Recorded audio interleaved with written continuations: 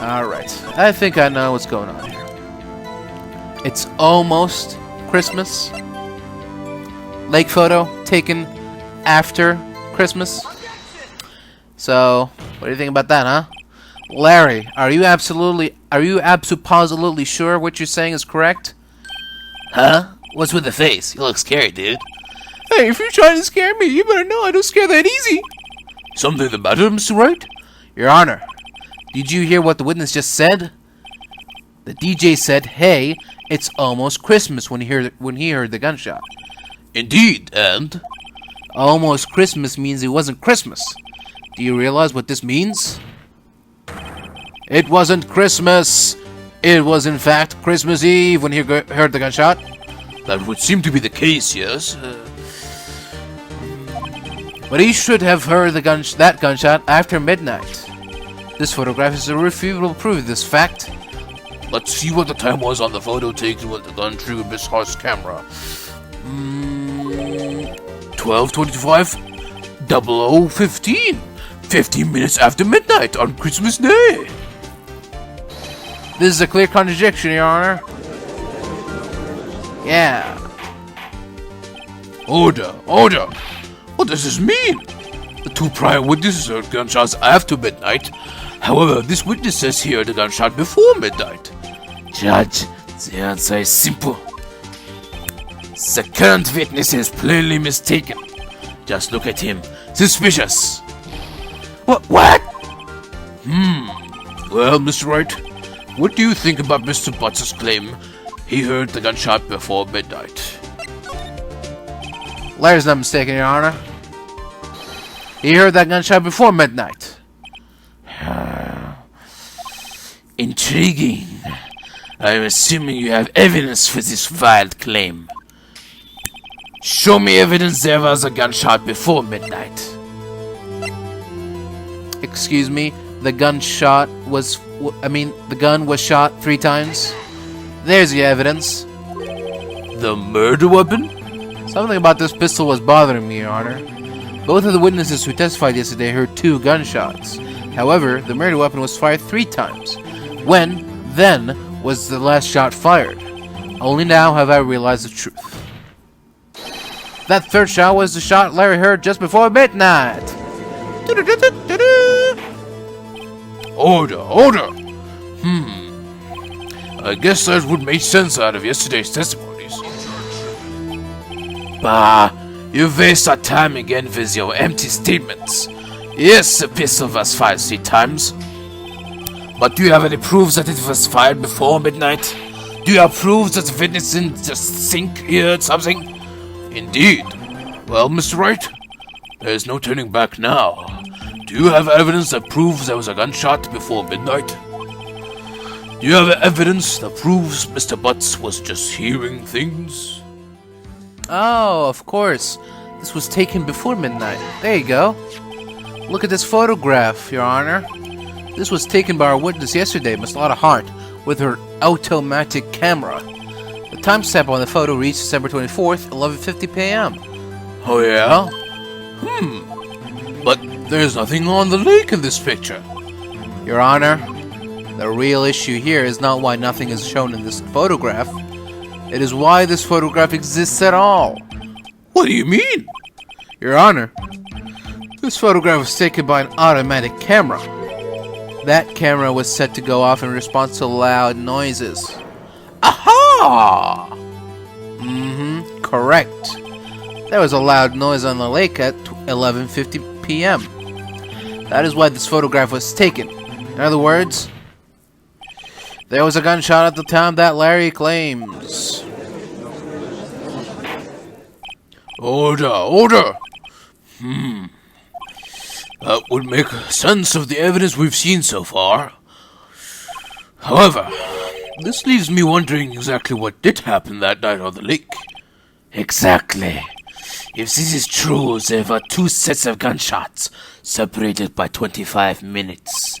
One at 11:50, another at 15 minutes after midnight. Why, I ask you, why? Uh-oh, I better think of something real quick. Wait a second. Gunshots separated by 25 minutes? Ah! What's wrong, Nick? I have it! I have it! Huh? Remember the case with the Steel Samurai? Huh? Yeah, of course I remember.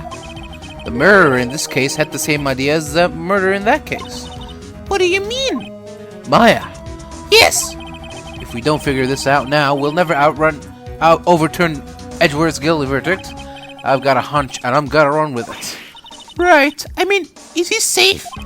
Safe? We already got a guilty verdict. I have nothing to lose. You just watch and let me know if I say anything that sounds fishy, okay? Right, Nick.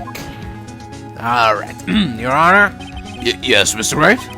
testimony just now has cleared up this entire case. That's right.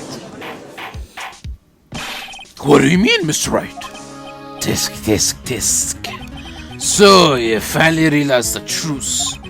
There can be no other murderer here than Miles Edgeworth himself. Nope. Wrong, Von Karma. A man was shot that night, but it wasn't Edgeworth who did the shooting. Listen, rookie. Take a deep breath and consider the facts. At the time of the murder, one boat was on that lake. This was shown by the witness's photograph. The defendant, Edgeworth, and the victim, Robert Hammond, were on that boat.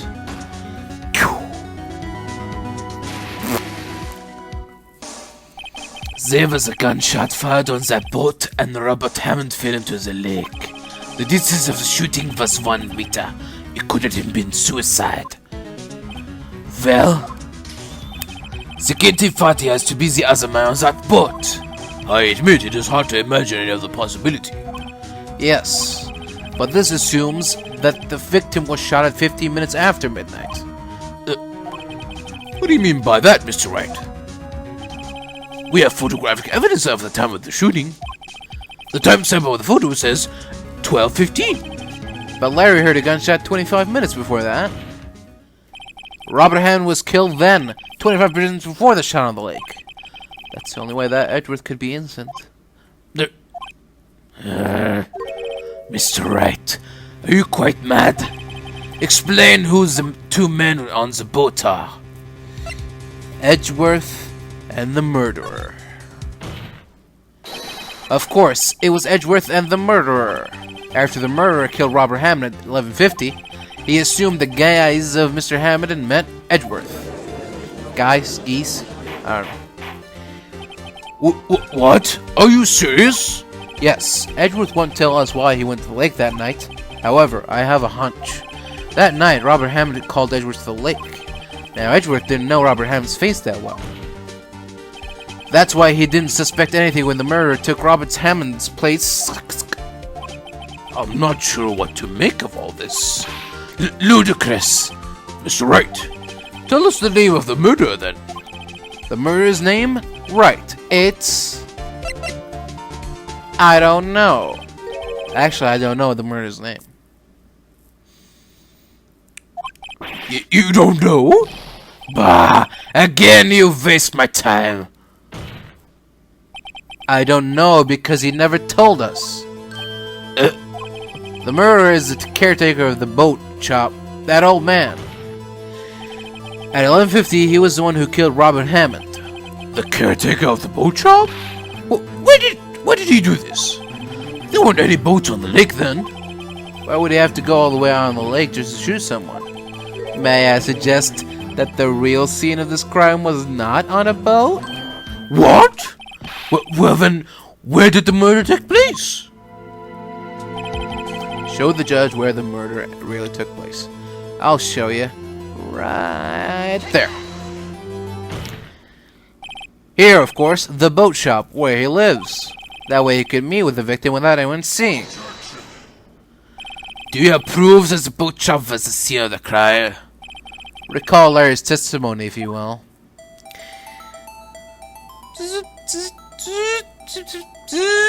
That night he was out on the lake in a boat, searching for something. He finds it and returns the boat. Then, just as he's starting to head home, he hears a gunshot. He heard a gunshot, Your Honor. even though he was wearing headphones at the time. In other words, the gunshot was very, very close by. And where would that be if he had just returned a boat? The boat shop! Exactly. Mr. Wright, what happened that night on Court Lake? Please tell the court from the beginning. Yes, Your Honor. Nick, are you sure about this? Not really. But I think if I start at the very beginning, and I take it slow, I might just be able to figure this out. That night, the caretaker of the boat shop called Robert Hammond to his shop.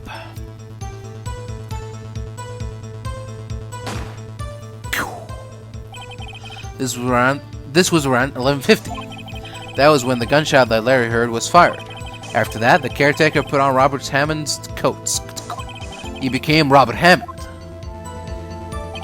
Then he got on the boat with Edgeworth and went out into the middle of the lake. Then who fired the pistol on the boat, Mr. Wright? Of course, it was the murderer who shot the pistol. He shot twice. Both missed Edgeworth. On purpose. Wait a minute. Yes? How would he shoot twice if he didn't mean to hit anyone? Details. Know this, Mr. Wright. The moment you run out of explanations is the moment you lose. Tell us why the murderer had to fire twice. Obviously, because the first shot missed. Missed? Yeah, he was aiming for Edgeworth and he missed. What are you saying? Did you not just tell us that he missed Edgeworth on purpose? Right. I forgot what it is I'm trying to prove here. I believe he shot twice to create a witness, Your Honor. Create a witness? The murderer lifted his pistol and fired one shot. That ensures that anyone who heard the shot will look at the lake. Indeed, Miss Hart did exactly that after hearing the first gunshot. Next, the murderer waits a bit and then he fires again. Then... bloop! The murderer jumps from the boat himself, leaving the pistol in the boat behind him.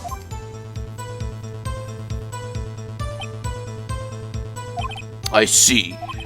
To someone looking from the edge of the lake, it would appear that one of the men on the boat had shot the other. The murderer didn't know about the automatic camera, of course. That's why he shot twice to draw attention to the boat. Once you realize that, everything else falls into place. The boat shop caretakers went back to his shop. Then he put Mr. Hammond's wet coat back on the body and threw the body into the lake. This is what happened, Your Honor. These are the events that transpired that night on Gore Lake.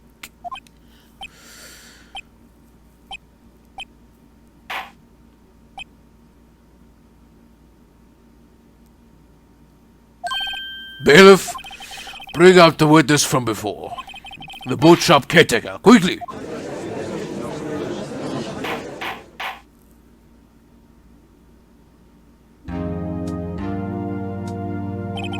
Very well.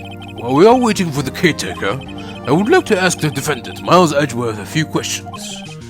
Mr. Edgeworth, please take the stand. Mr. Edgeworth, you heard what the defense has said? Yes.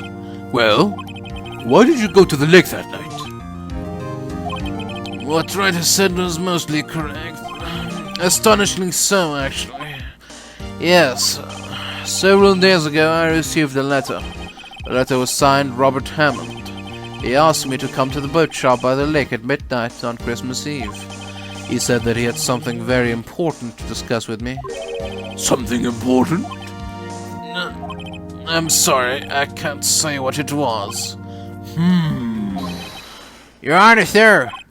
Bailiff, we are conducting a trial here. I ask you that you remain quiet. The witness has disappeared. He hasn't in the boat shop either. What? What should I do? Find him, quickly. We cannot allow him to get away. Ew. Mr. Von Karma, your witness has disappeared.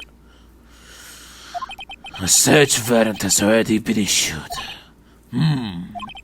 It goes without saying that I cannot declare a verdict under these circumstances. I will extend the trial until tomorrow. the final day allowed. I request that the police department utilize all its forces to find that witness. Am I understood? One more thing. Just who is that boat shop caretaker? I think his identity has become very important to this trial. I want him, and I want to know who he is. Very well. Court is adjourned.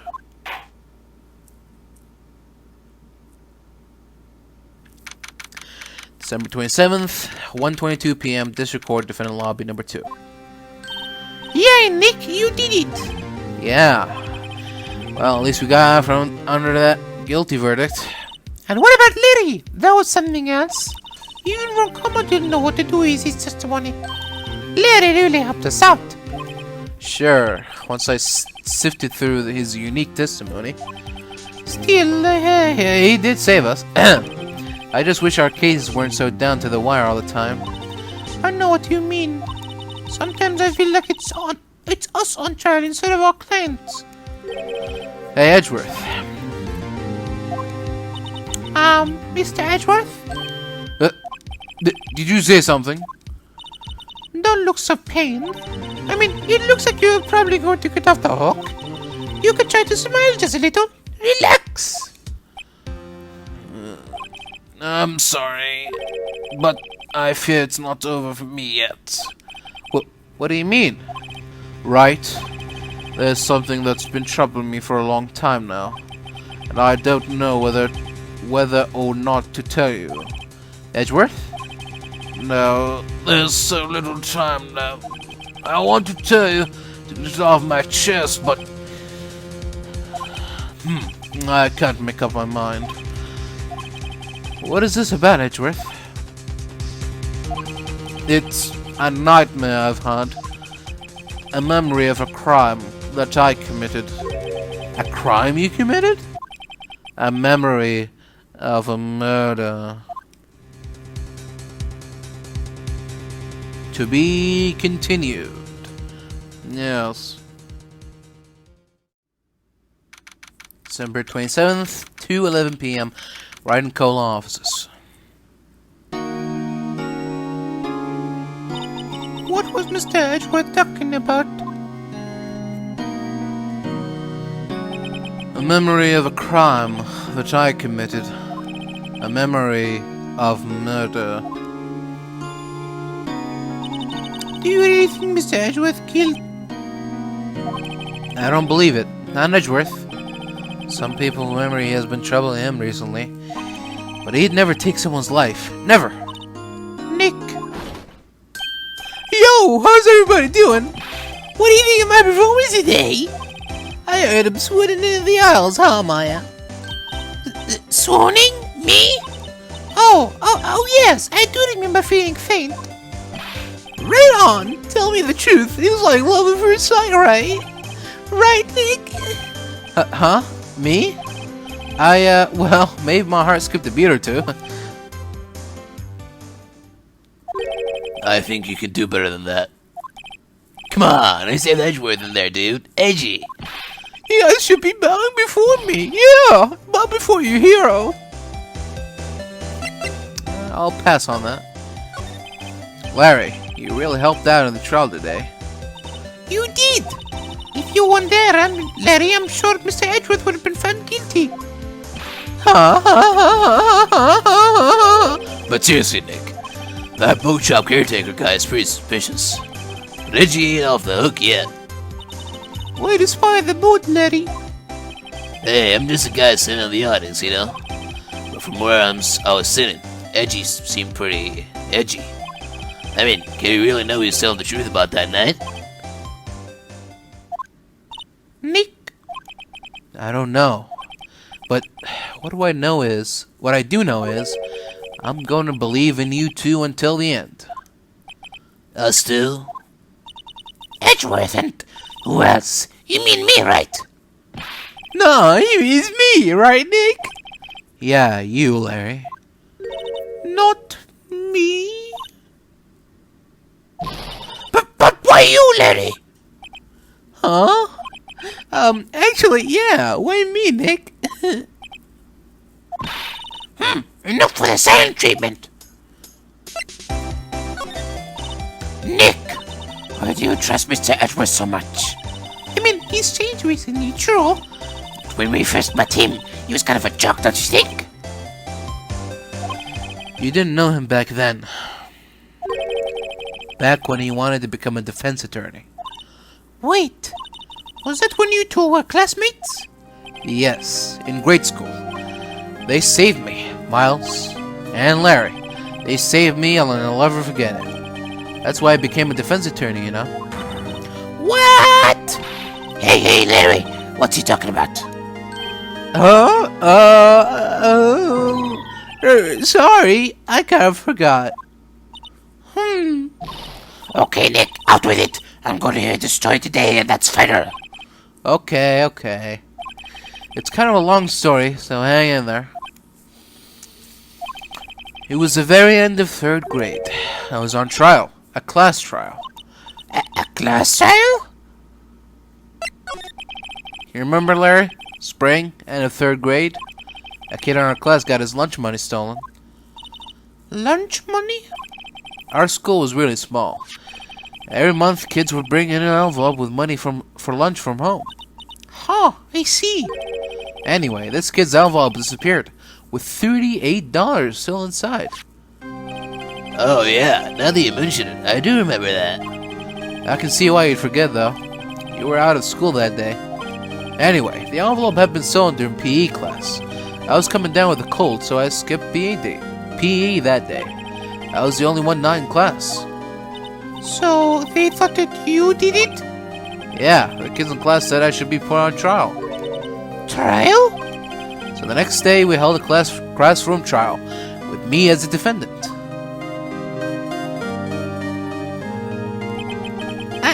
I didn't do it. Guilty, he did it. Guilty. It was you. Thief! Give the money back. You're such a meanie. Don't play with him. Just admit you did it. You gotta have the truth. Tell the truth. We're not gonna play with you. Yeah, we're gonna play with our razor. I'm really sorry. Give him a fit sensor. Now, Phoenix, you know you shouldn't steal people's money. It's not right. In the end, even the teacher thought I'd done it. Go over and apologize, Phoenix. I didn't know what was happening. I was so sad. I couldn't stop crying. Everyone was staring at me like I'd done it. I tried to apologize. I went to where the boy whose money has been stolen was sitting. That's when it happened. Objection! You shouldn't have to apologize. The only thing that belongs in a trial is evidence. Anything else has no place. You should all be ashamed. Amateurs! Miles? Ha! It wasn't you who stole my money, was it? No. Then you shouldn't apologize. Everyone's been shouting you did it, but no one has any proof. That is why, Your Honor, that boy is innocent. But Miles, it was your money that was stolen. Yeah, he did it. He's the one. We don't need proof. Make him sorry. Why don't you just shut up? This is always how it is. Everybody ganging up and picking on one person. Just think how he feels. He said he didn't do it, so he didn't do it.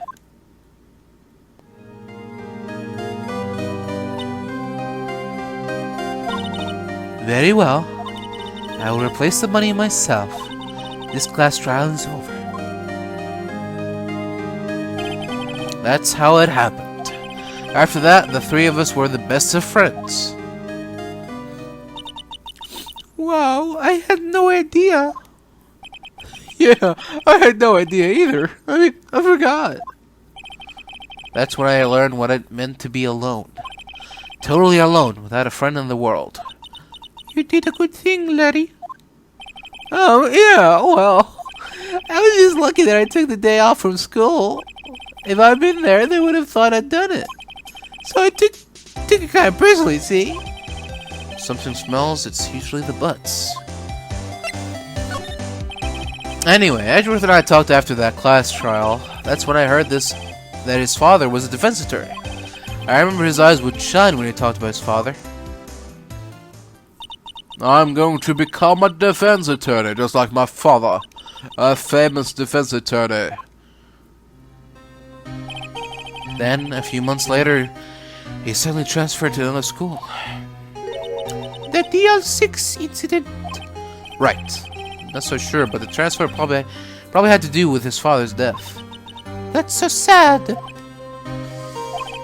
It was several years later when I heard Edgeworth's name again. There was an article about him in the newspaper. The headline was something like, "Dark Suspicions of a Demon Attorney." Fabricating evidence, manipulating testimonies, covering up facts. The article said he'd do anything to get a guilty verdict. Anything. But why? What happened? I mean, that's not the Edgy I used to know at all. That's what I thought too. I tried to get in touch with him, I don't know how many times. Never replied. I guess he didn't want to see his old friends. I couldn't just drop it though. I wanted to meet him, to learn why he had become who he became. That's what I decided. Wait, you don't mean... That's why? That's why you became a defense attorney? To meet Edgeworth? If I was a defense attorney, I knew he'd have to meet me whether he wanted to or not. In court. Edgeworth believed in me, and I believe in him. He's in pain, and no one's on his side. I'm the only one who knows the real Edgeworth. I'm the only one who can help him. Whoa, Nick. So, is that why you helped me out for free? Yes. I helped you because I believed in you. I don't remember saying I'd do it for free. Oh, Nick. Nick! We have to save Mr. Edgeworth if it's the last thing we do, okay? Right. It very well may be. First, there's a little butcher caretaker. We need to find out who or what he is. Let's settle for who. I guess I can clean out some of this evidence I no longer need. Throw this away. Okay, let's go. Wee. Hey, pal. Long time no see. Oh, Detective Gumshoe. Goes for today, eh? I got so worked up I stabbed my tired health. Sorry about that. No problem, pal. Thanks to you, we now know who really did it. You mean the boat shop caretaker? Look, I'll make you a promise. I'll have the scoundrel in my custody by trial time tomorrow. Come with me. It's my duty to you as a police officer. Now I'm off to edge me a criminal. Detective Gumshoe sure is active today. Oh, one other thing. Eek! No one could go to the woods today. The woods? Where a lot of us camping? The woods are off limits to camping. Apparently the park ranger found out. He got pretty mad. No one could go in for a while. I guess not had a lot of trouble. Anyway, I'll be seeing you tomorrow. Alright, see you later, buddy. Huh? The steel eyesore is missing. Eyesore? Looks like the hot dog stand is closed too. I guess Larry's too busy worrying about Mr. Edgeworth to show up for work. I guess so. That old caretaker got away. Yep. I never imagined he might be the real murderer.